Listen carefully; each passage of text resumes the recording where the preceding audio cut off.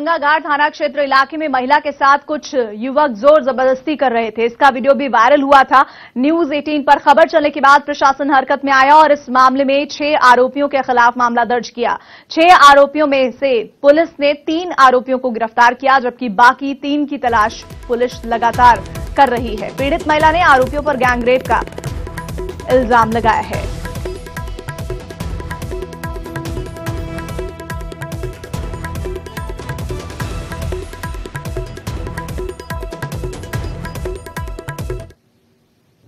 उस दिन क्या हुआ था आपके साथ? अबे बलात्कार हुआ था। क्या हुआ था? कहाँ पे आप उनको? मतलब वही दफन है। कितने लोगों ने किया? अनीता है। 4 लोग। 3-4 लोगों ने। हाँ। उम्र समथिंग ऐसे ही है सर। तो आप कैसे वहाँ बच के आई? लोग भी छोड़ दिया था। छोड़ दिया? छोड़ दिया था। आपके साथ कुछ गलत काम किया था? हाँ सर।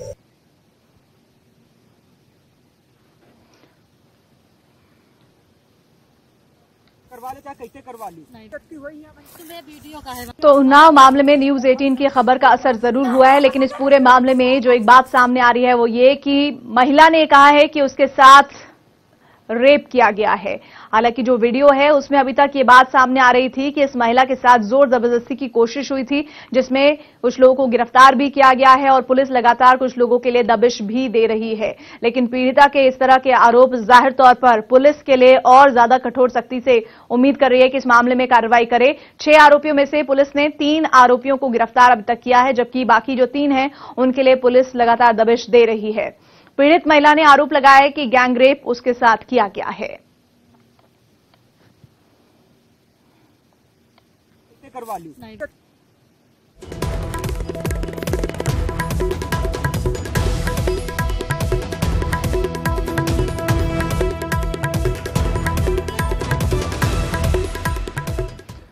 वहीं बांदा में भी बदमाशों ने सो रही 2 बच्चियों का अपहरण कर हैवानियत की सारी हदें पार कर दी। एक लड़की के साथ बदमाशों ने रेप किया, वहीं दूसरी लड़की के साथ जब रेप की कोशिश कर रहे थे तभी स्थानीय लोगों ने उनको पकड़कर पुलिस के हवाले कर दिया।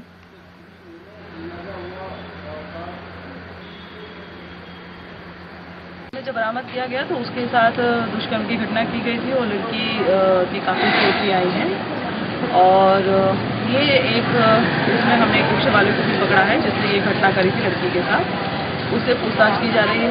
ये रिक्शे वाले ही हैं जिन्होंने दारू के नशे में ये घटना करी है, जिनमें से एक गिरफ्तार हो चुका है और दूसरा जो बच्चे को लेके गया था उसके लिए पूछताछ की जा रही है। खबर बलरामपुर से है, जहां पर 3 दबंगों ने नाबालिग को अगवा किया और उसे बंधक बनाकर 6 दिनों तक गैंगरेप किया, जहां पर उसको नशीला पदार्थ खिलाते थे वहां पर लोग और उसके साथ बलात्कार भी हुआ है। पुलिस ने एक आरोपी को गिरफ्तार किया है। पुलिस मामले की जांच कर रही है। तीनों लोग आए, हमारा मुंह पकड़ के तेज से हमें उठाए ले गए। 6 दिन जंगल में रखे रहे, मारे काले घरे बताई दे वो तो मर तो रहे, नशीली दवा खिलाए रहे, घरे ना आवे दे रहे।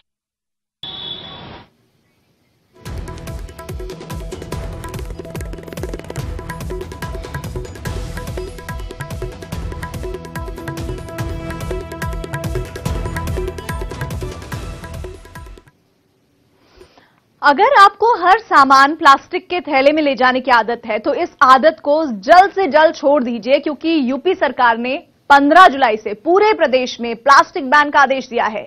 इसी पर देखिए हमारी रिपोर्ट।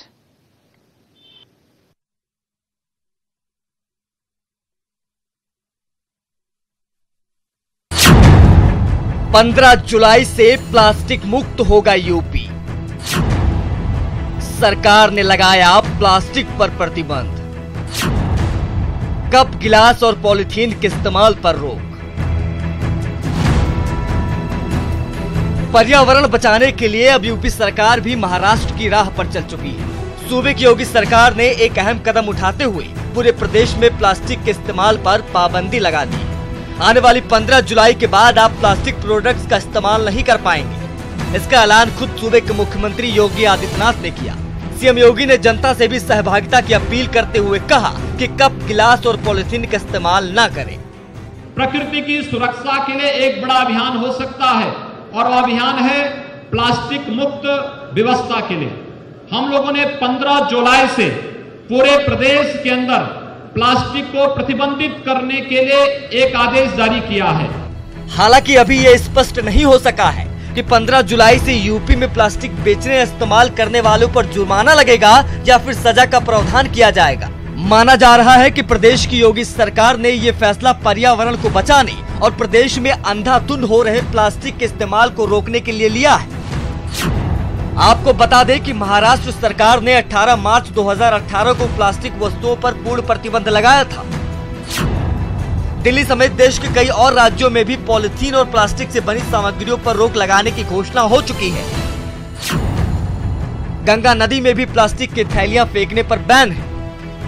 खैर, अब देश का सबसे बड़ा सूबा भी प्लास्टिक बैन वाले राज्यों की फहरिस्त में शामिल हो गया है, जो पर्यावरण बचाने के लिहाज से सरकार का बेहद ही सराहनीय कदम है। लेकिन अभी यह स्पष्ट नहीं हो पाया है कि प्रतिबंध के दायरे में प्लास्टिक से बने क्या क्या प्रोडक्ट आएंगे।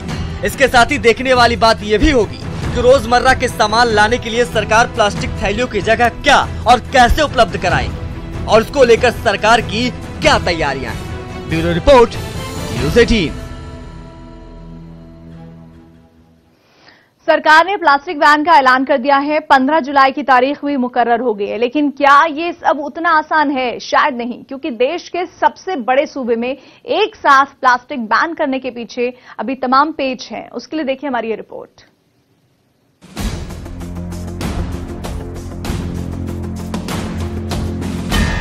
सरकार ने सूबे में प्लास्टिक बैन का ऐलान तो कर दिया, लेकिन क्या प्लास्टिक मुक्त यूपी का सपना इतना आसान है? लोगों की रोजमर्रा की आदती तो ऐसा मुमकिन नहीं लगता, क्योंकि लोगों की आदत और सहूलियत में शुमार पॉलिथीन को बैन करना शराब के बैन से भी ज्यादा मुश्किल नजर आ रहा है। तो सवाल ये है कि प्लास्टिक बैन को प्रदेश में कैसे लागू करेंगे? प्लास्टिक बैन की मॉनिटरिंग कैसे होगी? लोगों के बीच जागरूकता कैसे आएगी? प्लास्टिक बैन के बाद विकल्प क्या है? लेकिन यही नहीं, इन सवालों के अंदर भी तमाम सवाल हैं। क्या प्लास्टिक बैन के लिए कानून बनाया जाएगा या प्लास्टिक के इस्तेमाल पर जुर्माना लगाया जाएगा? क्या सरकार प्रदेश के अंदर प्लास्टिक के प्रोडक्शन पर रोक लगाएगी? सरकार ने पॉलिथीन के विकल्प के तौर पर क्या तैयारियां की? पॉलिथीन की जगह रोजमर्रा का सामान लोग किसमें लाएंगे? क्या सभी लोग जूट या फिर कागज का महंगा झोला इस्तेमाल कर सकेंगे? क्या सीएम के एक अपील मात्र से लोगों में प्लास्टिक को लेकर जागरूकता आ जाएगी? काफी सस्ती और सुविधाजनक होने के नाते ज्यादातर लोग पॉलिथीन में सामान लाना ले जाना पसंद करते हैं और यही इसकी लोकप्रियता के पीछे की वजह है। लेकिन बैन के बाद क्या सरकार पॉलिथीन का कोई ऐसा विकल्प ढूंढ पाएगी जो जनता की सहूलियत वाले पैमाने पर खरा उतर सके? ये सरकार के सामने एक बड़ी चुनौती होगी। Bureau report, news 18।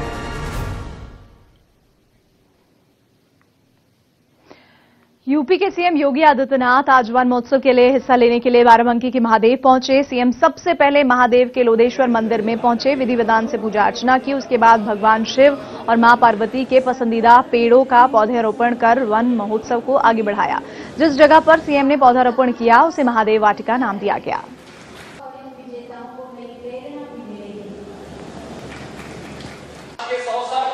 वन महोत्सव कार्यक्रम के अवसर पर एक बार पुनः मैं आप सबको हृदय से बधाई देता हूं, अपनी शुभकामनाएं देता हूं और आह्वान करता हूं कि महादेवा के इस पवित्र स्थल के विकास के लिए हम लोगों ने पिछली बार जो कार्य योजना बनाई थी, मैं जिला प्रशासन का आह्वान करूंगा यहाँ के विकास के ठोस कार्य योजना बना करके वे शासन को भेजें, जिससे पर्यटन के रूप में महादेवा का समग्र विकास किया जा सके। आप सबकी